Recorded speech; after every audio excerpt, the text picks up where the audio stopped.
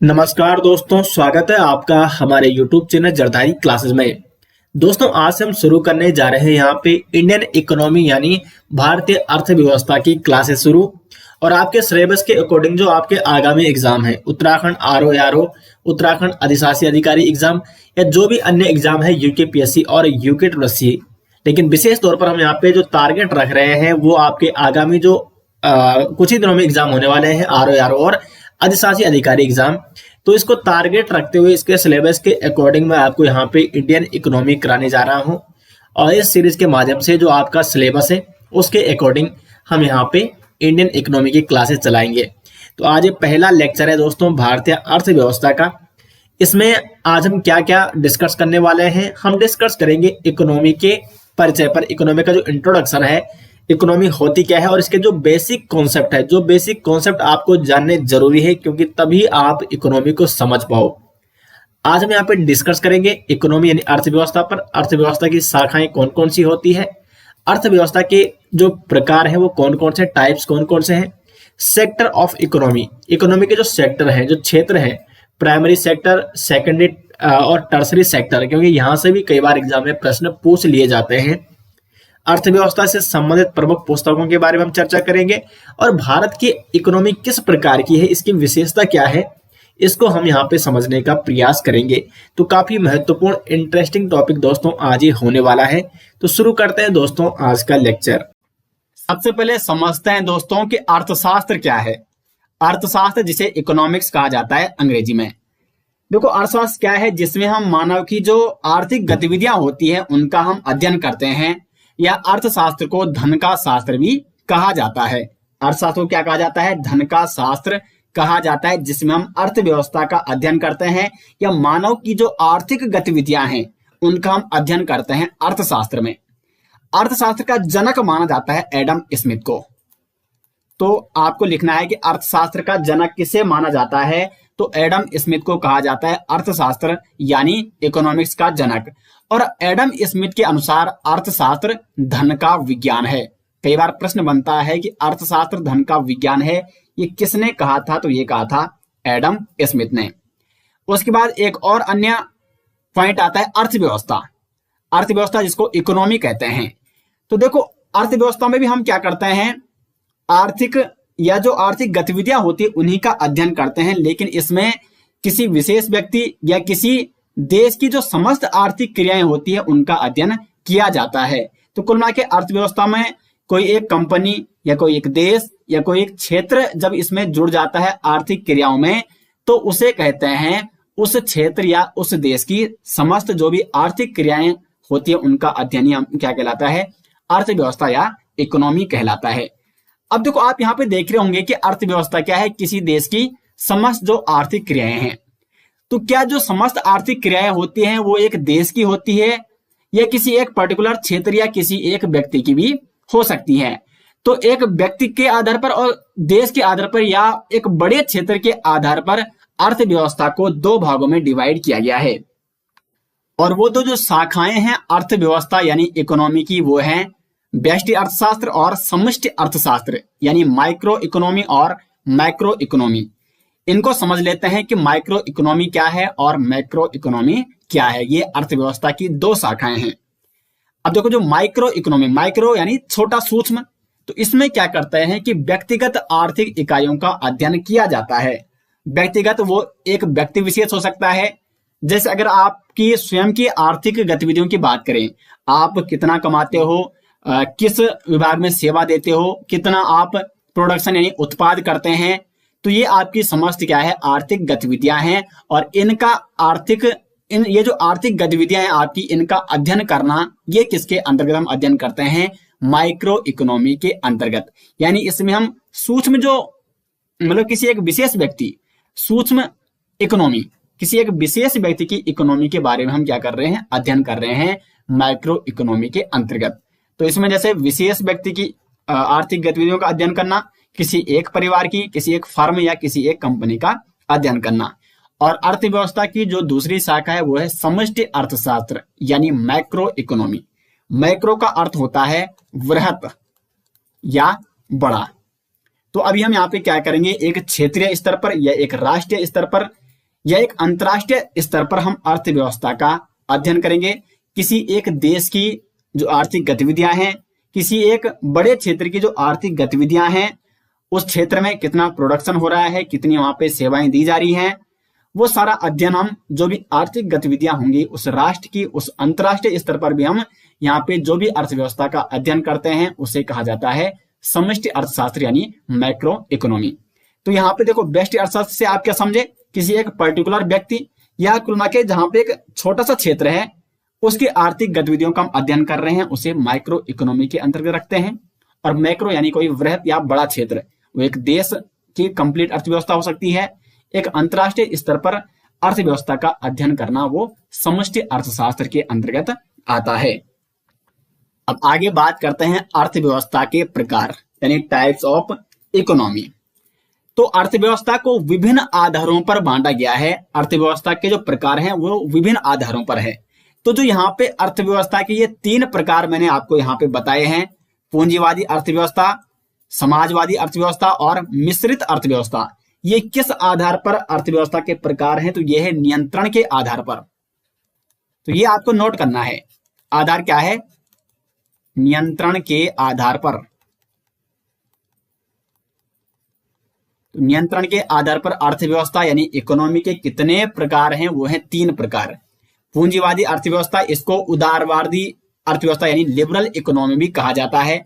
दूसरा है समाजवादी अर्थव्यवस्था और तीसरा है मिश्रित अर्थव्यवस्था। तो ये काफी महत्वपूर्ण टॉपिक है आज के लेक्चर का। तो इसके बारे में हम डिटेल्स में जानेंगे कि पूंजीवादी अर्थव्यवस्था क्या होती है, समाजवादी अर्थव्यवस्था क्या होती है और मिश्रित अर्थव्यवस्था क्या होती है। सबसे पहले बात करेंगे पूंजीवादी अर्थव्यवस्था यानी जिसको उदारवादी अर्थव्यवस्था यानी लिबरल इकोनॉमी भी कहा जाता है। इसमें क्या होता है? पूंजीवादी, पूंजी से आप समझ रहे होंगे यहाँ पे जो पूंजीपति लोग हैं यानी जो उत्पादन के कारक या संसाधन जो होते हैं उन पर निजी क्षेत्रों का नियंत्रण रहता है। इसमें जो प्राइवेट कंपनियां होंगी या जो निजी व्यक्ति होंगे या जो पूंजीवादी लोग होंगे उनका ही नियंत्रण रहता है। जो उत्पादन के कारक होते हैं जैसे पूंजी पर, भूमि पर, जो श्रमिक होते हैं उन पर भी कंपनियों का नियंत्रण रहता है। ये जो संसाधन है, जितने भी संसाधन हैं उन पर किसका नियंत्रण रहता है? निजी क्षेत्रों का यानी प्राइवेट कंपनियों का नियंत्रण रहता है या पूंजीपतियों का नियंत्रण रहता है। तो इसलिए इस अर्थव्यवस्था को कहा जाता है पूंजीवादी अर्थव्यवस्था। अभी मैं आपको उदाहरण के माध्यम से डिटेल्स में समझाऊंगा। अब जो पूंजीवादी अर्थव्यवस्था का सिद्धांत है ये कहां से आया? तो एडम स्मिथ की किताब है द वेल्थ ऑफ नेशंस। ये बहुत महत्वपूर्ण प्रश्न बनता है कि द वेल्थ ऑफ नेशंस पुस्तक किसकी है? तो वो है एडम स्मिथ की, जिनको अर्थशास्त्र का जनक भी माना जाता है। तो इन्होंने इनकी इस पुस्तक को पूंजीवादी अर्थव्यवस्था का स्रोत माना जाता है, द वेल्थ ऑफ नेशंस को। और जो ये पूंजीवादी अर्थव्यवस्था है इसको एडम स्मिथ द्वारा प्रतिपादित जो उनका सिद्धांत था हस्तक्षेप सिद्धांत, यानी इसमें जो सरकार होती है, सरकार का इसमें कोई भी भूमिका नहीं होती है, कोई भी नियंत्रण नहीं होता है पूंजीवादी अर्थव्यवस्था में। सरकार की कोई भूमिका नहीं, या अगर होगी भी तो बहुत कम भूमिका होगी। जो भी संसाधन होंगे उस पर सारे नियंत्रण किसके होंगे? निजी क्षेत्रों के।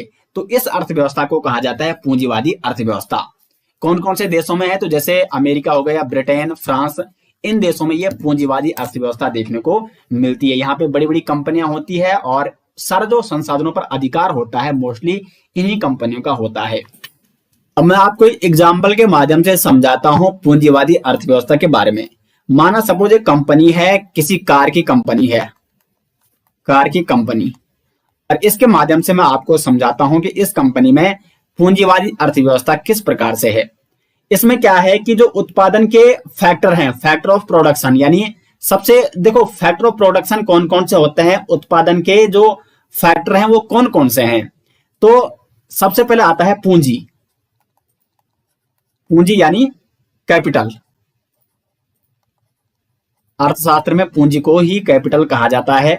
तो पूंजी पर इस पूरी कंपनी का, जो ये कंपनी है इसका स्वयं का अधिकार है, सरकार का इस पर कोई अधिकार नहीं है। उसके बाद आता है लैंड यानी भूमि। तो ये कंपनी क्या करेगी, स्वयं की भूमि उसकी होगी, वो जहां पे भी जाएगी वहां पे लैंड को खरीद देगी, भूमि को खरीद देगी। फिर जो उद्यमी होंगे ये इसके स्वयं के होंगे, और जो श्रमिक होंगे, श्रमिक पर भी पूरा नियंत्रण किसका होगा? इस कंपनी का होगा। इन श्रमिकों को कितना वेतन देना है। अब देखो ये कंपनी करेगी क्या कि इन श्रमिकों को माना 12 घंटे काम कराती है और मात्र 10,000 रुपए वेतन देगी। तो देखो श्रमिकों के साथ कहीं ना कहीं क्या हो रहा है? अन्याय हो रहा है। तो ये श्रमिक 12 घंटे काम कर रहा है लेकिन वेतन 10,000 मात्र इसको मिल रहा है। तो वही तो होता है, प्राइवेट कंपनी में होता भी तो यही है। तो इसमें क्या हो रहा है कि सरकार इसमें कोई दखल नहीं दे रही है, सरकार का इसमें कोई नियंत्रण नहीं है। श्रमिकों को जितना वेतन वो कंपनी देना चाहती है उतना वेतन वो देगी ही देगी, सरकार का उसमें कोई भी नियंत्रण नहीं होगा, सरकार उसमें कुछ नहीं कर सकती है। यही है पूंजीवादी अर्थव्यवस्था। अब बात ये आती है कि भारत में पूंजीवादी अर्थव्यवस्था क्यों नहीं है? क्योंकि जब भारत आजाद हुआ था 1947 में, उस समय ये देखा गया था कि भारत में अधिकांशतः जो लोग हैं वो निम्न स्तर, गरीब स्तर के लोग हैं। बहुत लोग यहाँ पे क्या थे? गरीब स्तर के थे। तो अगर यहाँ पे पूंजीवादी अर्थव्यवस्था लागू की जाती तो जो संसाधन है और जो उत्पादन के कारक हैं, चाहे वो भूमि हो, चाहे वो कैपिटल हो यानी पूंजी हो, चाहे वो उद्यमी हो या चाहे वो श्रमिक हो, उन पर सारा नियंत्रण किसका रह जाएगा? निजी क्षेत्रों का यानी पूंजीपतियों का रह जाएगा। वो क्या करेंगे?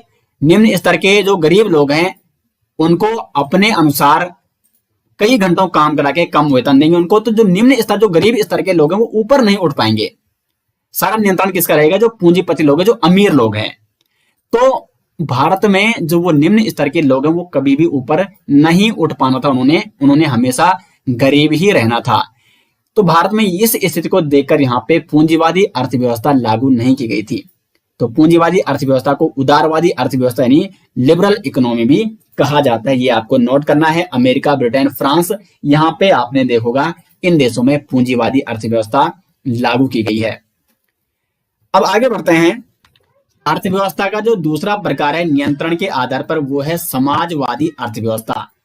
जो समाजवादी अर्थव्यवस्था है ये पूंजीवादी अर्थव्यवस्था के एकदम विपरीत है। किस प्रकार ये विपरीत है? पूंजीवादी अर्थव्यवस्था में आपने देखा कि सारे जो नियंत्रण है वो पूंजीपतियों के पास है, प्राइवेट कंपनियों के पास है, निजी क्षेत्रों के पास है। लेकिन यहाँ पे उल्टा क्या है कि जो समस्त आर्थिक गतिविधियां हैं, जो उत्पादन के फैक्टर हैं या जो आपके संसाधन हैं, उन पर सारा नियंत्रण किसका रहता है? सरकार का रहता है। और जो समाजवादी अर्थव्यवस्था का सिद्धांत है ये किसने दिया था? तो ये दिया था कार्ल मार्क्स ने दिया था। पहली बार जो समाजवादी अर्थव्यवस्था है वो बोल्शेविक क्रांति, जो कि उस समय सोवियत संघ में नजर आई थी, वहां से इसका विकास हुआ था। और इसका जो आदर्श रूप आजकल देखने को मिलता है चाइना और क्यूबा में समाजवादी अर्थव्यवस्था देखने को मिलती है। यहाँ पे जो समस्त संसाधन है, जो आर्थिक गतिविधियां हैं, इन पर किसका नियंत्रण रहता है? तो सरकार का नियंत्रण रहता है। अब देखो इसका एग्जाम्पल भारत की स्थिति से देखें तो भारत जब आजाद हुआ था 1947 में, तो भारत ने भी समाजवादी अर्थव्यवस्था की ओर रुख किया था। लेकिन यहाँ पे देखो 1947 में जब भारत ने समाजवादी अर्थव्यवस्था को, मतलब उसके पक्ष में था भारत, तो इसका उद्देश्य क्या था समाजवादी अर्थव्यवस्था का? कि देखो समाजवादी का मतलब यही है कि इसमें समाज के जितने भी जो निम्न स्तर के लोग हैं, जो गरीब लोग हैं, उनको ऊपर उठाना और समाज में एक बराबरी पर लाना। न कोई अमीर रहेगा न कोई गरीब रहेगा, यानी सबका स्तर समान रहेगा। तो इसलिए भारत में 1947 की स्थिति मैंने अभी आपको थोड़ी देर पहले बताई, उस स्थिति को देखकर भारत में भी समाजवादी अर्थव्यवस्था की ओर रुख किया गया। लेकिन यहाँ पे देखा क्या गया कि सारे नियंत्रण सरकार के पास थे। अब जो कोई प्राइवेट कंपनी है वो उस हिसाब से काम नहीं कर रही थी, और साथ ही साथ सारे जब नियंत्रण सरकार के पास थे तो सरकारी नौकरी में आपने देखा होगा कि क्या स्थिति होती है, या हर कोई क्या करता है कि उसको सरकारी की ओर से पैसा मिल रहा है तो उस हिसाब से वो काम नहीं करना चाहता है। तो इससे क्या हुआ कि सरकार के ऊपर बोझ पड़ने लगे, कर्ज बढ़ने लगे, क्योंकि काम करने के लिए तैयारी नहीं है। आपने अभी भी देखते होंगे कई सरकारी विभागों में ऐसा देखने को मिलता है कि वहां के कर्मचारी उस प्रकार से काम नहीं करते हैं, जबकि वही विभाग अगर प्राइवेट कंपनी को दिया जाए तो वहां पर तत्परता से काम किया जाता है। भले उनकी सैलरी कम भी होती है, जबकि सरकारी विभाग में सैलरी ज्यादा भी होती है, लेकिन कोई क्या नहीं होता है, काम करने के लिए तैयार नहीं होता है। तो इस पर सरकार के ऊपर दबाव पड़ने लग गया, और फिर भारत ने 1991 में किस ओर रुख किया? मिश्रित अर्थव्यवस्था की ओर। तो जो भारत में अर्थव्यवस्था देखने को मिलती है आजकल वो है मिश्रित अर्थव्यवस्था। इसके बारे में चर्चा करते हैं। तो क्या है मिश्रित अर्थव्यवस्था? मिश्रित अर्थव्यवस्था यानी ये मिश्रण है किसका? पूंजीवादी अर्थव्यवस्था और समाजवादी अर्थव्यवस्था का। तो इसमें जो आर्थिक गतिविधियां या जो संसाधन होते हैं उन पर सरकार और निजी क्षेत्रों यानी दोनों क्षेत्रों का स्वामित्व होता है, दोनों क्षेत्रों का नियंत्रण होता है। कुछ नियंत्रण सरकार का होगा, कुछ नियंत्रण निजी क्षेत्रों का होगा। इसमें कुछ लक्षण मिलते हैं समाजवादी अर्थव्यवस्था के और कुछ लक्षण मिलते हैं पूंजीवादी अर्थव्यवस्था के। और ये मिश्रित अर्थव्यवस्था का सिद्धांत किसके द्वारा दिया गया था? तो ब्रिटिश अर्थशास्त्री जॉन मेनार्ड कीन्स द्वारा मिश्रित अर्थव्यवस्था का सिद्धांत दिया गया था। तो इसमें लक्षण मिलते हैं समाजवादी के भी और पूंजीवादी अर्थव्यवस्था के भी। उदाहरण कौन है? तो सबसे बड़ा उदाहरण है मिश्रित अर्थव्यवस्था का, वो है भारत। तो प्रश्न बनता है कि भारत में किस प्रकार की अर्थव्यवस्था पाई जाती है? ऑप्शन आएगा पूंजीवादी, समाजवादी, मिश्रित अर्थव्यवस्था। तो आपको क्या करना है? भारत में मिश्रित अर्थव्यवस्था पाई जाती है। 1947 में जब भारत आजाद हुआ था तो भारत की जो अर्थव्यवस्था का अधिकांश झुकाव था वो समाजवादी अर्थव्यवस्था की ओर था, लेकिन 1991 के बाद भारत ने मिश्रित अर्थव्यवस्था को या मिश्रित अर्थव्यवस्था की ओर झुकाव हो गया था भारत का। तो इसमें क्या होता है कि देखो कुछ नियंत्रण सरकार के पास है और कुछ नियंत्रण देखो प्राइवेट कंपनियां भी है भारत में। एक एग्जांपल आपको बता रहा हूं, अगर स्कूलों की बात की जाए तो भारत में सरकारी स्कूल भी है, प्राइवेट स्कूल भी है। जो प्राइवेट स्कूल है उस पर नियंत्रण किसका है? प्राइवेट क्षेत्रों का है, निजी क्षेत्रों का है। सरकारी स्कूलों पर किसका नियंत्रण है? सरकार का है। देखो मिश्रित अर्थव्यवस्था के फायदे क्या हैं? इसमें क्या होता है कि माना प्राइवेट में अगर देखा ही जा रहा है कि प्राइवेट कंपनियां जो किसी जैसे पूंजीपति करते हैं, अगर वो किसी गरीब का शोषण करते हैं तो वो सरकार के पास जा सकता है।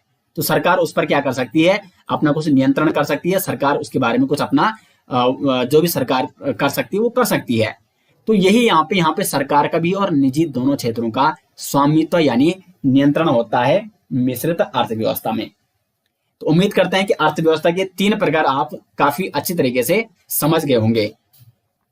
अब बात करते हैं कि अर्थव्यवस्था के प्रकार किस आधार पर? तो वैश्विक संबंधों के आधार पर अर्थव्यवस्था के प्रकार। तो 2 प्रकार की यहाँ पे अर्थव्यवस्था है वैश्विक संबंधों के आधार पर, बंद अर्थव्यवस्था और खुली अर्थव्यवस्था। बंद अर्थव्यवस्था में क्या होता है? इसमें न निर्यात होता है व न ही आयात विदेश से, ठीक है, विदेश से या जो अन्य देश है विदेश से। तो बंद अर्थव्यवस्था उस अर्थव्यवस्था को कहा जाता है जिस देश में ना ही अन्य देशों यानी विदेश से निर्यात किया जा रहा है और ना ही आयात किया जा रहा है, ना एक्सपोर्ट किया जा रहा है, ना इंपोर्ट किया जा रहा है। तो उस देश की अर्थव्यवस्था को कहा जाता है बंद अर्थव्यवस्था। एग्जाम्पल समझते हैं, माना ये कोई एक देश है यहाँ पे, ठीक है, ये कोई यहाँ पे देश है। अब ये देश क्या कर रहा है कि ये विश्व है पूरा। अब ये देश क्या कर रहा है? ना सामान को बाहर भेज रहा है और ना बाहर से इसमें सामान आ रहा है। कोई भी वस्तु का निर्यात या आदान प्रदान या निर्यात आयात नहीं हो रहा है। तो इस देश की अर्थव्यवस्था क्या कहलाएगी? बंद अर्थव्यवस्था कहलाएगी। लेकिन अगर आज विश्व की बात करें, कोई भी ऐसा देश नहीं है जिसके पास या जिसकी अर्थव्यवस्था बंद अर्थव्यवस्था हो, क्योंकि हर देश किसी न किसी रूप से एक दूसरे पर निर्भर है। माना इस देश में कृषि अच्छी होती है, लेकिन अगर इस देश में तेल का उत्पादन नहीं होता है तो उसको तेल बाहर से मंगाना पड़ेगा। तो कहीं ना कहीं किसी न किसी रूप से या किसी न किसी वस्तु के लिए हर देश दूसरे देश पर निर्भर है। और ये मतलब ये आवश्यक भी है कि अगर बंद अर्थव्यवस्था कोई देश रखेगा तो कई ऐसी आवश्यक सामग्रियां हैं जो वो देश स्वयं उत्पादन नहीं कर पाएगा। हर देश यहाँ पे मानव की जो जितनी भी आवश्यक चीजें हैं जरूरी नहीं कि वो देश कंप्लीट रूप से उनका उत्पादन कर सकता है। तो कहीं ना कहीं वो दूसरे देश पर निर्भर रहता है। तो इसलिए आज विश्व में अगर देखा जाए तो किसी भी देश की जो अर्थव्यवस्था है वो बंद अर्थव्यवस्था नहीं है। ये आपको विशेष तौर पर ध्यान रखना है। कई एग्जाम्पल आपने देखे होंगे कि नॉर्थ कोरिया को ऐसा मानते हैं कि उसकी बंद अर्थव्यवस्था है, लेकिन ऐसा नहीं है दोस्तों। किसी न किसी रूप से वो भी विश्व से भले वो कम मात्रा में लेता होगा, लेकिन वो विश्व पर निर्भर है किसी न किसी रूप से। तो बंद अर्थव्यवस्था आज के अगर विश्व की बात करें तो किसी भी देश की बंद अर्थव्यवस्था नहीं है। दूसरा है खुली अर्थव्यवस्था। तो इसमें क्या होता है कि जो विश्व होता है उसके साथ आयात और निर्यात संबंध होते हैं। तो यहां पे आपको लिखना है विश्व के साथ आयात व निर्यात संबंध। निर्यात संबंध यानी कुछ सामान आपके देश से दूसरे देश खरीदेंगे और कुछ सामान आप दूसरे देशों से अपने देश के लिए खरीदोगे।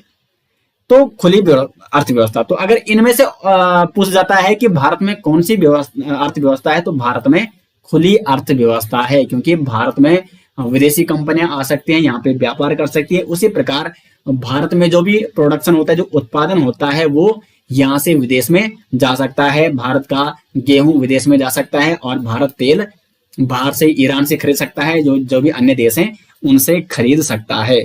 तो विश्व के साथ कैसे संबंध होते हैं? आयात और निर्यात के संबंध होते हैं। उस देश की अर्थव्यवस्था कहलाती है खुली अर्थव्यवस्था, जिस प्रकार से भारत की अर्थव्यवस्था है। अब यहाँ पे मैं एक महत्वपूर्ण पॉइंट आपको बता दूं कि जो बंद अर्थव्यवस्था होती है उसमें जीडीपी यानी सकल घरेलू उत्पाद और जीएनपी यानी ग्रोस नेशनल प्रोडक्ट, ये दोनों क्या होते हैं? इक्वल होते हैं। दोनों जीडीपी और जीएनपी दोनों उस देश की बराबर होती है। क्यों होती है बराबर? वैसे जीडीपी और जीएनपी के बारे में डिटेल्स में हम अध्ययन इसके नेक्स्ट लेक्चर के जो इकोनॉमिक का नेक्स्ट क्लास आएगी उसमें डिटेल्स में इसका अध्ययन करेंगे। लेकिन यहाँ पे मैं थोड़ा सा आपको बता देता हूं, क्योंकि बंद अर्थव्यवस्था का यहाँ पे पॉइंट आ रखा है। बंद अर्थव्यवस्था में जैसे मैंने आपको बता दिया, ये एक देश है और इस देश में ना बाहर क्या होगा, ना ही निर्यात होगा और ना ही आयात होगा। यानी विदेशी कंपनियां भी यहाँ नहीं आ सकती है और यहाँ की कंपनियां या यहाँ के लोग बाहर नहीं जा सकते हैं। यानी जो भी उत्पादन होगा या जो भी इस देश की अर्थव्यवस्था होगी वो इसके अंदर, इसकी सीमा में जो भी उत्पादन होगा उस पर निर्भर करेगी। तो देश की सीमा में जो उत्पादन होता है उसे कहते हैं जीडीपी। देश की सीमा में जितना भी उत्पादन होता है उसको जीडीपी कहते हैं।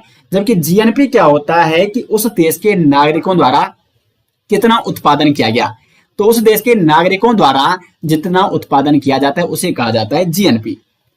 तो इस देश के नागरिक उन्होंने उत्पादन कहां किया? इसी देश के सीमा के अंदर किया। तो नागरिकों द्वारा जो उत्पादन किया गया इस देश की सीमा में वो जीएनपी कहलाया। जबकि जीएनपी क्या कहलाता है? चाहे विदेश में भी अगर इस देश के नागरिक गए हों तो उन्होंने विदेश में जो भी उत्पादन किया वो भी इस जीएनपी में गिना जाएगा, इंक्लूड किया जाएगा। लेकिन इस देश में बंद अर्थव्यवस्था है तो इस देश के नागरिक विदेश जा ही नहीं सकते, कहीं बाहर से उत्पादन कर ही नहीं सकते। तो इस देश के नागरिकों द्वारा उत्पादन कहां होगा? यही होगा। तो यहाँ पे जीएनपी और जीडीपी क्या हो जाएगी? बराबर हो जाएगी, क्योंकि जीडीपी क्या है? इस देश की सीमा में जितना उत्पादन हुआ है, और इस देश की सीमा में उत्पादन किसने किया है? यहाँ के नागरिकों ने। और नागरिकों द्वारा जितना कुल उत्पादन किया जाता है उसे जीएनपी कहलाता है। तो जीएनपी और जीडीपी यहाँ पे क्या हो जाएगी दोस्तों? बंद अर्थव्यवस्था में बराबर हो जाएगी, क्योंकि यहाँ पे जो शुद्ध साधन आय है वो यहाँ पे जीरो है। बिल्कुल शुद्ध साधन आय क्या होती है? शुद्ध साधन आय, इसके बारे में जैसे मैं आपको बता चुका हूं, नेक्स्ट वीडियो में हम डिटेल्स में चर्चा करेंगे। शुद्ध साधन आय क्या होती है कि विदेश से प्राप्त आय, विदेश से प्राप्त आय, और विदेश से जो प्राप्त आय है उसको घटाना है किससे? विदेशी कंपनियों द्वारा देश में उत्पादन, विदेशी कंपनी द्वारा देश में जो उत्पादन किया गया, क्योंकि उत्पादन किसने किया? विदेशी कंपनियों ने। और विदेश से प्राप्त जो आय है वो नागरिकों ने, हमारे देश के नागरिकों ने विदेश में जो प्राप्त आय की। तो विदेश से प्राप्त आय और विदेशी कंपनियों द्वारा देश का जो उत्पादन है, इन दोनों को अगर आपस में माइनस करोगे तो शुद्ध साधन आय प्राप्त हो जाएगी। माना हमारे देश के नागरिकों ने विदेश में 1000 रुपए कमाए और विदेशी कंपनियों ने हमारे देश में 500 रुपए कमाए, तो ये अपना 500 रुपए कहां ले जाएंगे? अपने देश ले जाएंगे। जबकि जो विदेश में हमारे देश के नागरिक हैं वो 1000 रुपए हमारे देश में लाएंगे। तो 1000 रुपए हमारे देश में आया, लेकिन विदेशी कंपनियों ने जो 500 रुपए कमाए वो हमारे देश से बाहर चला जाएगा, यानी -500 हम कर देंगे। तो शुद्ध साधन आय, जो शुद्ध आय हुई हमारे देश की, वो कितनी हुई? 1000 में से 500 घटाओ, माना सिर्फ 500 हुई। क्योंकि 500 देखो 1000 तो आया लेकिन 500 बाहर गया भी, तो बचा कितना? 500। तो शुद्ध साधन आय है जो देश की वो है 500। और ये 500 कब हुई? जब विदेशी कंपनी यहाँ पे काम कर रहे हैं और हमारे देश के नागरिक बाहर भी काम कर रहे हैं, यानी हमारे देश की अर्थव्यवस्था कैसी है? खुली अर्थव्यवस्था है, तब इतना इफेक्ट पड़ा। लेकिन अगर बंद अर्थव्यवस्था है तो शुद्ध साधन आय क्या हो जाएगी? यानी विदेश से प्राप्त आय भी 0 हो जाएगी, माइनस विदेशी कंपनियों द्वारा देश में उत्पादन, क्योंकि बंद अर्थव्यवस्था में विदेशी कंपनियां उस देश में आती ही नहीं है, तो विदेशी कंपनियों द्वारा देश में उत्पादन भी जीरो हो जाएगा, तो शुद्ध साधन आय हो जाएगी जीरो। और जीएनपी इक्वल टू होता है जीडीपी प्लस शुद्ध साधन आय, शुद्ध साधन आय। और बंद अर्थव्यवस्था में शुद्ध साधन आय क्या हो जाती है, जीरो हो जाती है, तो इसलिए जीएनपी इक्वल टू क्या हो जाएगा, जीडीपी हो जाएगा। तो हमेशा प्रश्न बनता है कि किस देश की जो सकल घरेलू उत्पाद यानी जीडीपी वो उसके जीएनपी के बराबर होती है, तो बंद अर्थव्यवस्था जिस देश में होगी उस देश की जीडीपी जीएनपी के बराबर होगी। उम्मीद करते हैं दोस्तों यहाँ पे ये आप अच्छे से समझ गए होंगे। अब बात करते हैं अर्थव्यवस्था के प्रकार विकास के आधार पर। तो विकास के आधार पर जो अर्थव्यवस्था होती है, तीन प्रकार की अर्थव्यवस्था है विकास के आधार पर, या अर्थव्यवस्था को विकास के आधार पर तीन भागों में बांटा गया है। अविकसित अर्थव्यवस्था यानी अनडेवलप्ड इकोनॉमी, विकासशील अर्थव्यवस्था और विकसित अर्थव्यवस्था। क्या होती है अविकसित अर्थव्यवस्था? तो इन देशों में विकास के आधार पर जो आधार होते हैं, विकास के आधार और जो साधन है उस देश में वो नगण्य होते हैं। विकास के आधार कौन कौन से हैं पहले इसको आप जान लीजिए। विकास के आधार यानी देखो आप स्वयं अनुमान लगा सकते हैं कि किसी देश में जो विकास होता है वो किस पर डिपेंड करता है, उसके आधार कौन कौन से होते हैं। तो उस देश में जो इंडस्ट्री होती है, इंडस्ट्रियल या इंडस्ट्री या जो औद्योगिकरण है उस देश में वो कितना है। उसके बाद पर कैपिटा इनकम, इनकम नहीं प्रति व्यक्ति आय, प्रत्येक व्यक्ति कितना कमा रहा है, कितना उत्पादन कर रहा है। उसके बाद जो टेक्नोलॉजी है उस देश की, अगर टेक्नोलॉजी अच्छी है तो वो देश विकसित हो जाएगा अधिक। अमेरिका की टेक्नोलॉजी, अमेरिका इतना आज विकसित क्यों है कि उसकी टेक्नोलॉजी ज्यादा है, उसने टेक्नोलॉजी का अच्छा इस्तेमाल किया है। और फिर इंफ्रास्ट्रक्चर कैसे है उस देश में,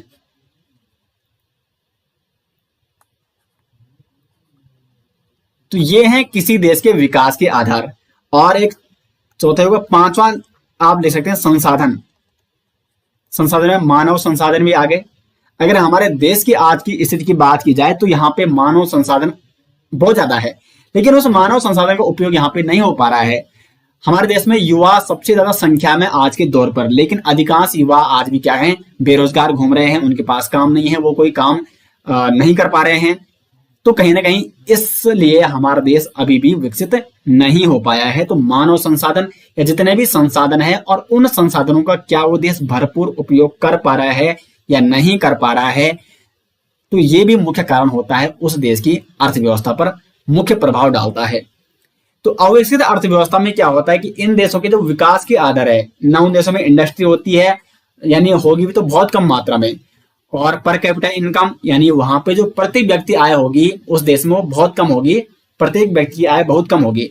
टेक्नोलॉजी का विकास उस देश में उस तरह से नहीं हो रखा होगा, या इंफ्रास्ट्रक्चर की उस देश में कमी होगी, या जो भी संसाधन है वो इस देश में कम मात्रा में पाए जाएंगे, और अगर संसाधन है भी तो वो देश उनका प्रयोग नहीं कर पाता होगा। तो वो देश हमेशा क्या होगा, उस देश की जो अर्थव्यवस्था होगी वो अविकसित अर्थव्यवस्था होगी, और उसके कारण मैंने आपको बता दिए हैं। विकासशील अर्थव्यवस्था यानी जो डेवलपिंग कंट्री है, डेवलपिंग इकोनॉमी है, जिन देशों की जैसे भारत की जो इकोनॉमी है वो विकासशील अर्थव्यवस्था है, क्योंकि भारत को रखा जाता है विकासशील देशों में। भारत अभी क्या कर रहा है, विकास कर रहा है, विकास की ओर बढ़ रहा है। भारत अभी कंप्लीट विकसित देश नहीं है। तो भारत में क्या है, या जो विकासशील अर्थव्यवस्था है जिन देशों में, उनमें विकासशील अर्थव्यवस्था का कारण क्या है कि इसमें विकास के आधार व साधन हैं जो उनका कम मात्रा में उपलब्ध होना, और साथ जो संसाधन है उसका इस्तेमाल कम किया जाना, उनका प्रयोग कम किया जाना। मैं अगर आपको भारत की बात बताऊं तो भारत में मानव संसाधन, मानव देखो मानव भी एक संसाधन है, लेकिन मानव संसाधन तब है जब मानव का उपयोग आप संसाधन के रूप में कर पाओगे। मनुष्य क्या है, मनुष्य इतना देखो, मनुष्य इतना सारा काम कर सकता है, इतना सारा उत्पादन कर सकता है, इतना सारा प्रोडक्शन कर सकता है।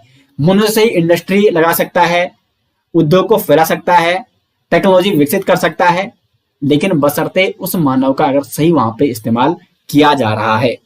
लेकिन अगर भारत की बात करें, सबसे ज्यादा युवा हैं भारत में, युवाओं की संख्या भारत में पूरे विश्व की अगर बात की जाए, लेकिन यहाँ पे दिक्कत क्या है कि यहाँ पे युवा अभी भी बेरोजगार घूम रहा है।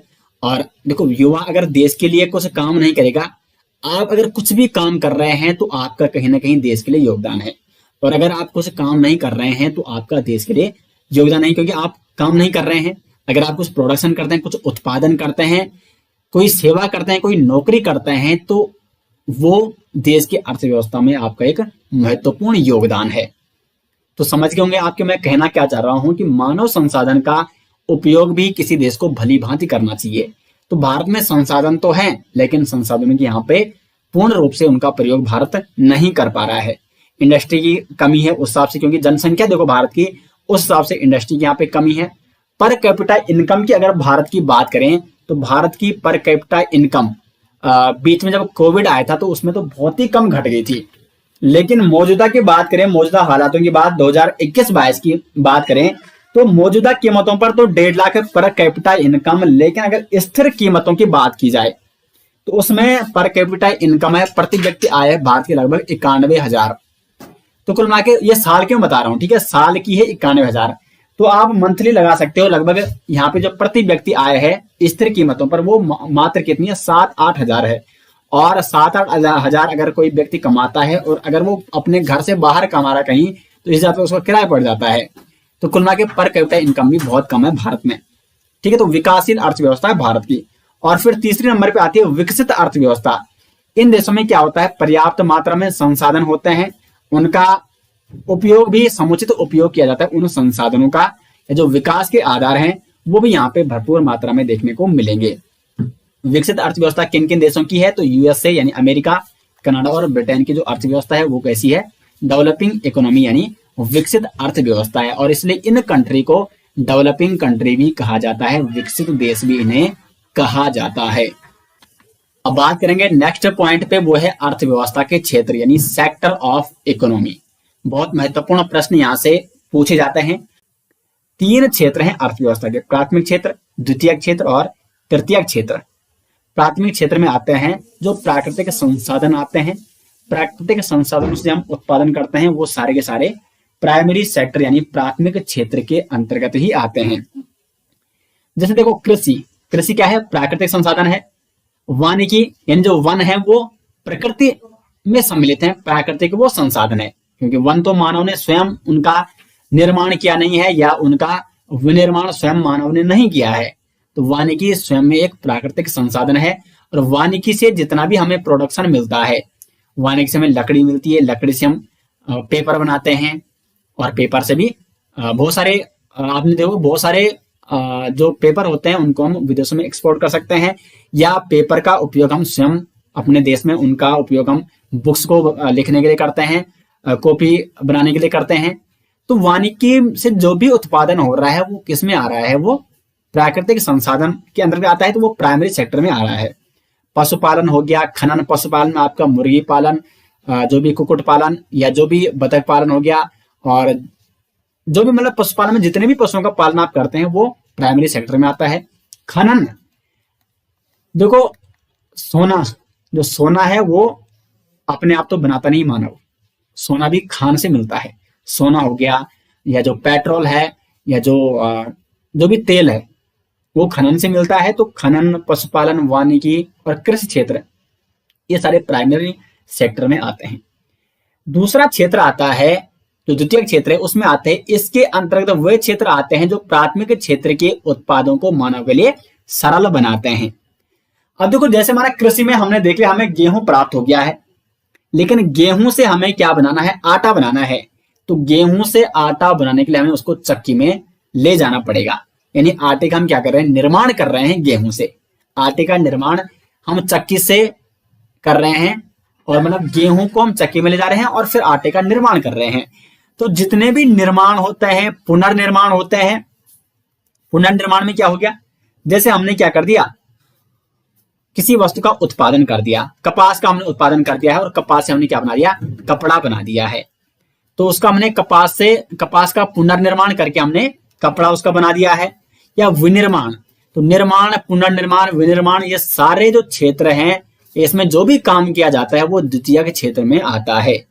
अगर आप किसी कंपनी में काम कर रहे हैं जहां पे अगर आप देखो, अगर आपकी चक्की है और चक्की से आप क्या कर रहे हैं, गेहूं से आटा बना रहे हैं, तो आपका क्षेत्र कौन सा है, तो वो आपका द्वितीयक क्षेत्र है। और अर्थव्यवस्था का द्वितीय क्षेत्र, उसमें भी आप देश के लिए कहीं ना कहीं देश की अर्थव्यवस्था में योगदान दे रहे हैं। तो कुल मिला के मानव के लिए जो कच्चे पदार्थ बनाने के लिए इस द्वितीय क्षेत्र का महत्वपूर्ण प्रयोग किया जाता है। और जितने भी इंडस्ट्री क्षेत्र हैं, जो औद्योगिक क्षेत्र हैं, वो सारे के सारे द्वितीय क्षेत्र में ही आते हैं। वस्त्र उद्योग हो गया, इलेक्ट्रॉनिक्स हो गया, लौह इस्पात उद्योग हो गया, ये क्या करते हैं, निर्माण और पुनर्निर्माण और विनिर्माण का कार्य करते हैं। तो ये द्वितीय क्षेत्र में आ गए। तीसरा क्षेत्र तृतीय क्षेत्र, टर्सरी सेक्टर। इसमें क्या आता है, सेवा, जो भी आप क्या करते हैं, सेवाओं का उत्पादन किया जाता है इसमें तृतीय क्षेत्र में। तो इसलिए इस क्षेत्र को सर्विस सेक्टर या सेवा क्षेत्र भी कहा जाता है। महत्वपूर्ण प्रश्न बनता है कि इकोनॉमी के किस क्षेत्र को सेवा क्षेत्र यानी सर्विस सेक्टर कहा जाता है, तो वो कहा जाता है टर्सरी सेक्टर को। इस क्षेत्र में विभिन्न प्रकार के सेवाओं का उत्पादन किया जाता है, जैसे परिवहन एवं संचार, चिकित्सा एवं शिक्षा। चिकित्सा में क्या करते हैं, बहुत सारे अपने डॉक्टर देखे होंगे। शिक्षा में जो एक टीचिंग है, टीचिंग में क्या है, एक सेवा है। मैं यहाँ पे आपको पढ़ा रहा हूँ तो मैं आपको एक सेवा दे रहा हूँ, तो एक टीचिंग का क्षेत्र है। तो ये भी आपका तृतीय क्षेत्र में आता है। व्यापार, सामुदायिक सेवाएं, बैंकिंग सेवाएं, बैंक में जो भी लोग कार्य कर रहे हैं वो क्या है, तृतीय क्षेत्र के अंतर्गत ही आता है। तो तृतीय क्षेत्र का मुख्य उद्देश्य क्या है कि ये क्या करते हैं, देखो प्राथमिक क्षेत्र में हमने उत्पादन किया, उस उत्पादन का प्रयोग मानव के लिए कैसे करना है, तो वो काम कौन करता है, सेकेंडरी सेक्टर करता है। और सेकेंडरी सेक्टर में हमने मानव के उपयोगी चीजें बना दी है, मानव के जो उपयोग में जो वस्तुएं हैं वो हमने बना दी है। उन प्राइमरी क्षेत्र से जो हमें उत्पादन मिला है उनका निर्माण करके, उनका पुनर्निर्माण करके हमने मानव के लिए वस्तुओं का निर्माण कर दिया है। अब मानव के लिए जिन वस्तुओं का हमने निर्माण किया है उनको मानव तक कैसे पहुंचाना है, तो उसके लिए हमें काम करना पड़ेगा, सेवा देनी पड़ेगी। तो ये सारे काम जो आते हैं वो तृतीय के क्षेत्र में आते हैं। तो तीनों किसी न किसी रूप से एक दूसरे से ये संबंधित है। हमने क्या किया, हमने कपड़ों का निर्माण कराया, जो कपड़ा इंडस्ट्री है द्वितीय क्षेत्र में आती है। तो जो कपास हमें प्राप्त हुआ प्राइमरी सेक्टर से, हमने उसको क्या कर दिया, उसका पुनर्निर्माण कर दिया, उसका कपड़ा हमने बना दिया है सेकेंडरी सेक्टर का प्रयोग करके। लेकिन कपड़ा मानव तक कैसे पहुंचाना है, तो उसके लिए किसकी आवश्यकता पड़ेगी, परिवहन की आवश्यकता पड़ेगी। आजकल एक जगह से दूसरी जगह पहुंचाने के लिए बसों ट्रकों का इस्तेमाल किया जा रहा है। जब ये नहीं थे तो मानव स्वयं, आपने देखा आपके गांव में कई कपड़े के जो व्यापारी आते हैं वो कपड़े बेचने के लिए आते थे। तो वो जो व्यापारी हैं, तो इसलिए यहाँ पे जो व्यापार है वो भी आपका तृतीय क्षेत्र में आता है, क्योंकि वो क्या कर रहा है, जो मानव के लिए उपयोगी वस्तुएं बनाई गई है सेकेंडरी क्षेत्र द्वारा, वो उनको मानव तक पहुंचा रहा है। तो पहुंचाने का काम या पहुंचाने का काम ही क्या हुआ, सेवा हुआ। तो वो सेवा तृतीय क्षेत्र में, इसलिए इसको सेवा क्षेत्र भी कहा जाता है। तो उम्मीद करते हैं कि अर्थव्यवस्था के तीनों क्षेत्र आपको अच्छे से यहाँ पे समझ में आ गए होंगे। अब बात करते हैं दोस्तों अर्थव्यवस्था से संबंधित जो प्रमुख पुस्तकें हैं। तो यहां से भी कई बार एग्जाम में प्रश्न बनते हैं। तो पहली पुस्तक है an inquiry into the nature and case of the wealth of nation. ये पुस्तक किसकी है, एडम स्मिथ की है। कई बार सिर्फ इतना आता है एग्जाम में, वेल्थ ऑफ नेशन पुस्तक किसकी है, तो वो है एडम स्मिथ की। एडम स्मिथ को अर्थशास्त्र का जनक भी माना जाता है। दूसरी पुस्तक है nature and significance of economic science. ये पुस्तक है रॉबिन्स की। प्रिंसिपल ऑफ इकोनॉमी पुस्तक है अल्फ्रेड मार्शल की। और the theory of income, employment and interest, ये पुस्तक किसकी है, जॉन मेनार्ड कीन्स की, जो कि ब्रिटेन के एक महत्वपूर्ण अर्थशास्त्री, ब्रिटिश के अर्थशास्त्री, और इन्होंने मिश्रित अर्थव्यवस्था सिद्धांत भी दिया था जॉन मेनार्ड कीन्स ने। तो उनकी पुस्तक है the theory of income, employment and interest. तो ये चार महत्वपूर्ण पुस्तकें हैं अर्थव्यवस्था से संबंधित जो आपको नोट करनी है। अब आज का अंतिम बिंदु है, अंतिम पॉइंट है भारत की अर्थव्यवस्था की विशेषताएं, यानी भारत की जो अर्थव्यवस्था है वो किस प्रकार की है। अंतिम बिंदु है। अब तक दोस्तों जितने भी मैंने पॉइंट आपको बता दिए हैं, उम्मीद करते हैं कि आपको अभी तक कोई भी डाउट नहीं होगा। काफी डिटेल्स में मैंने आपको समझाने का प्रयास किया है। तो भारत की अर्थव्यवस्था की अगर बात की जाए तो भारत की अर्थव्यवस्था कैसी है, खुली व मिश्रित अर्थव्यवस्था है। खुली अर्थव्यवस्था यानी देखो ये भारत है यहाँ पे, ठीक है। तो खुली अर्थव्यवस्था का मतलब यह है कि भारत क्या करता है, भारत के विदेशों के साथ क्या है, आर्थिक संबंध है। चाहे अमेरिका हो, ब्रिटेन हो, चाइना हो, रसिया हो, कोई भी देश उठा के देख लो, तो विदेश के साथ भारत के क्या है, कई संबंध है, आर्थिक संबंध है। भारत क्या करता है, विदेश से एक्सपोर्ट भी करता है, इंपोर्ट भी करता है। विदेश में भारत अपना सामान भेजता है और विदेशी सामान भारत में मंगाता है, तो इसे कहते हैं खुली अर्थव्यवस्था। तो भारत की जो अर्थव्यवस्था है वो खुली अर्थव्यवस्था है। मिश्रित अर्थव्यवस्था भी है भारत की। मिश्रित अर्थव्यवस्था इसमें क्या है कि जो संसाधन है उन पर सरकार का भी नियंत्रण है और जो निजी क्षेत्र है उनका भी नियंत्रण है। मैंने आपको स्कूल का उदाहरण दिया था कि यहाँ पे निजी स्कूल भी हैं, प्राइवेट स्कूल भी हैं और सरकारी स्कूल भी हैं। तो यहाँ पे निजी कंपनियां भी हैं और सरकारी कंपनियां भी हैं। तो भारत की अर्थव्यवस्था किस प्रकार की, वो है खुली और मिश्रित अर्थव्यवस्था। उसके बाद भारत एक कृषि प्रधान देश है और जो भारत की अर्थव्यवस्था है वो कृषि पर भी कहीं ना कहीं निर्भर करती है। वैसे कृषि क्षेत्र को हम रखते हैं प्राइमरी सेक्टर में। और यहाँ पे मैं एक बात आपको बताना भूल गया दोस्तों कि भारत में कई बार प्रश्न बनता है कि भारत की अर्थव्यवस्था में किस क्षेत्र का, किस सेक्टर का सर्वाधिक योगदान है। तो जो सेवा क्षेत्र या तृतीयक क्षेत्र है इसका भारत की इकोनॉमी में वर्तमान में 54% हिस्सा है, इसका 54% योगदान है। सेकेंडरी सेक्टर है जो द्वितीयक क्षेत्र है इसका है लगभग 31%। और जो यहां पे ये प्राइमरी सेक्टर है इसका है लगभग 18%। ये पॉइंट में वैसे कुछ ठीक है।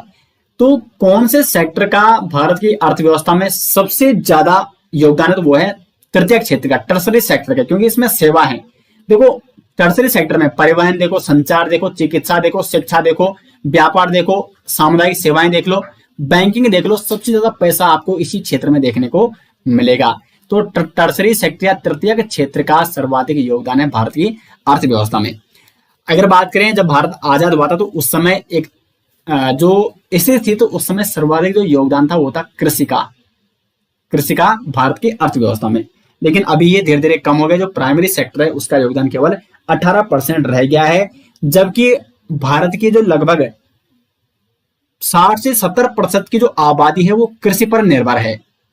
तो इसको बढ़ाना होगा दोस्तों, ठीक है, इसलिए भारत की इकोनॉमी ग्रोथ करेगी। तो मैं यहाँ पे कृषि प्रधान की अगर बात कर रहा था, भारत एक कृषि प्रधान देश है। कृषि प्रधान देश क्यों है भारत, क्योंकि यहाँ की जो 60 से 70% आबादी है वो अभी भी कृषि पर निर्भर है। लेकिन कृषि का अगर भारत की अर्थव्यवस्था में योगदान देखें, क्योंकि कृषि आता है प्राइमरी सेक्टर में, तो उसका मात्र 18% है। तो ये कहीं ना कहीं भारत की अर्थव्यवस्था की कमी है। अगर कृषि का और ज्यादा योगदान हो जाए, क्योंकि इतने ज्यादा लोग निर्भर हैं कृषि पर, तो उसका योगदान अर्थव्यवस्था में और ज्यादा होना चाहिए, जो कि नहीं है। तो सेवा क्षेत्र का 54% है। औद्योगिक सेक्टर यानी जो सेकंड सेक्टर द्वितीय क्षेत्र, उसका 31% योगदान है भारत की अर्थव्यवस्था में। जबकि जो कृषि क्षेत्र है, जो प्राइमरी सेक्टर है, उसका मात्र 18% योगदान है भारत की अर्थव्यवस्था में। तो कृषि प्रधान देश है भारत, क्योंकि भारत की जो अधिकांश आबादी है वो कृषि पर निर्भर रहती है। तीसरा है प्रति व्यक्ति आय। तो भारत की जो प्रति व्यक्ति आय है वो भी बहुत कम है यहाँ पे मौजूदा हालात में। अगर बात करें, मैंने आपको पहले ही बता दिया है कि प्रति व्यक्ति आय जो कोविड टाइम था उसमें एकदम से नीचे आ गई थी, और फिर आजकल थोड़ा इसमें बढ़ावा देखने को मिल रहा है। मानव संसाधनों की बात करें तो भारत में जो भारत की अर्थव्यवस्था है या जो जीडीपी इतनी कम क्यों है कि मानव संसाधनों में यहाँ पे कमी देखने को मिल रही है। और ऊपर से यहाँ पे जो मानव है उसका संसाधन के रूप में उपयोग भी यहाँ पे कम किया जा रहा है, क्योंकि अधिकांश जो युवा है वो बेरोजगार घूम रहे हैं। वो कोई काम मतलब उनके पास कोई काम ही नहीं है कि वो कर सकें, या वो स्वयं का उनका ऐसा कुछ उत्पादन भी वो नहीं कर पा रहे हैं। तो इसका भी एक बहुत ही महत्वपूर्ण इफेक्ट पड़ रहा है भारत की अर्थव्यवस्था पर, भारत की जीडीपी पर, मानव संसाधनों में कमी। ऊपर से यहाँ पे भारत में क्या है कि यहाँ पे जैसे आपने परिवार में देखा होगा, अधिकांश परिवारों में क्या होता है कि एक व्यक्ति कमा रहा है और 5 व्यक्ति खाने वाले हैं। माना परिवार में 6 सदस्य होंगे तो परिवार का केवल एकमात्र व्यक्ति कमा रहा है, बाकी जो 5 व्यक्ति उस पर निर्भर हैं। अगर प्रत्येक व्यक्ति कहीं ना कहीं स्वयं का उत्पादन करेगा, और उत्पादन का मतलब क्या है यहाँ पे, उत्पादन का मतलब यही नहीं है कि कोई प्रोडक्शन ही करना है, सेवा देना भी एक क्या है आपका प्रोडक्शन है। उत्पादन करना, कोई सेवा देना, किसी वस्तु का निर्माण करना, कोई नौकरी करना, ये सारे के सारे किसमें आते हैं, प्रोडक्शन में आते हैं, और सेवा का जो क्षेत्र है वो भी जीडीपी पर प्रभाव डालता है। तो मानव संसाधनों में कमी देखने को मिलती है, तो इसलिए भारत की अर्थव्यवस्था की जो स्थिति वो उस प्रकार की नहीं है, एक उत्तम स्थिति नहीं है। भारत में गरीबी है, और यहाँ पे जो अंतर है गरीबी का और अमीर का वो बहुत बड़ा है। कुछ लोग जो अमीर हैं वो अमीर हैं, वो बहुत ही ज्यादा अमीर हैं, यानी गरीबी और अमीरी का जो गैप है वो बहुत ही ज्यादा है। जो अमीर है वो बहुत ही ज्यादा अमीर हैं, और जो गरीब है वो बहुत ही ज्यादा निम्न स्तर के गरीब हैं। तो गरीबी यहाँ पे, और जो गरीब व्यक्ति है वो उसकी वो एजुकेशन नहीं ले पाता है। जब एजुकेशन नहीं ले पाएगा तो फिर वो किस प्रकार से योगदान दे पाएगा जीडीपी में। कहीं ना कहीं ऐसा नहीं गरीब लोग योगदान नहीं दे रहे हैं, लेकिन कहीं ना कहीं उस स्तर पर वो योगदान नहीं दे पाते हैं, क्योंकि उनको वो माहौल नहीं मिल पाता है। पूंजी, तकनीक और उद्यमिता की कमी है। पूंजी यानी जो कैपिटल है, जो पैसा है, उसकी कमी है। तकनीक नहीं है लोगों के पास। और उद्यमिता, जो इंडस्ट्री है या जो उद्यमिता, जो व्यापार का एक तरीका होता है, व्यापार की जो सोच होती है, वो कहीं ना कहीं उसकी कमी देखने को मिलती है भारत में। आर्थिक असमानता, वो मैंने आपको यहाँ पे समझा दिया है कि कोई ज्यादा ही अमीर है, कोई ज्यादा ही गरीब है। साक्षरता की कमी है। और जनसंख्या, क्योंकि जनसंख्या जितनी ज्यादा होगी किसी देश में, उतने ज्यादा वहां पे संसाधन कम पड़ेंगे, क्योंकि संसाधन तो सीमित है। संसाधन क्या होते हैं, हर किसी देश में सीमित होते हैं। ये प्राकृतिक होते हैं संसाधन, और जो प्राकृतिक संसाधन वो सीमित होते हैं। और जनसंख्या ज्यादा होगी तो संसाधनों का उपभोग भी ज्यादा होगा। तो जनसंख्या की जो बढ़ोतरी है भारत में, वो भी एक यहाँ की भारत की अर्थव्यवस्था पर प्रभाव डालती है। तो ये कुछ महत्वपूर्ण विशेषताएं थी भारत की अर्थव्यवस्था की। उम्मीद करती हैं कि आपको ये समझ में आ गया होगा विशेषता क्या है भारत की अर्थव्यवस्था की। तो काफी सारे फैक्ट मैंने आज आपको यहाँ पे बताए हैं, और उम्मीद करते हैं कि आपको वीडियो यहाँ पे पसंद आई होगी। वीडियो आपको कैसे लगी दोस्तों, कमेंट बॉक्स में जरूर बताएं। और ये डिटेल्स नोट्स इस प्रकार से आप बना सकते हैं। जहां पे भी आपको कहीं पे कंफ्यूजन होता है, कमेंट बॉक्स में आप कमेंट डाल दीजिए और आपका आंसर दिया जाएगा। तो मिलते हैं दोस्तों नेक्स्ट वीडियो, तब तक के लिए धन्यवाद।